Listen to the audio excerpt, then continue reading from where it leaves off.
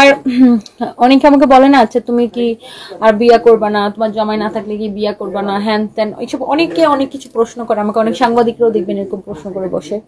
এটা প্রথমত আমার কাছে এটা অনেক উইয়ার্ড লাগে। দ্বিতীয়ত হচ্ছে আমরা কারো ফিউচার জানি না, সবকিছু আল্লাহ তাআলা জানেন। তারপরও আমরা তো মানে কনফিডেন্ট থাকতে পারি, বা আমি আমার লাইফে কি করতে চাই সেটা আমি জানি, তাই না?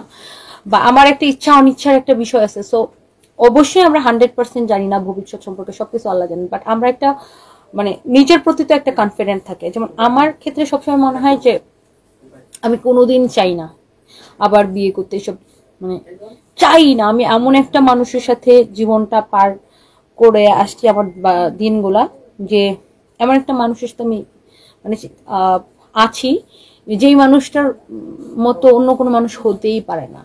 সো এই ম্যাজিক্যাল মোমেন্টগুলা আমি অন্য কেউ আমার লাইফে আইসা এগুলা ভুলাই দিক বা এগুলা আমার লাইফ থেকে চলে যাক, সেটা আমি কোনোদিনও চাই না।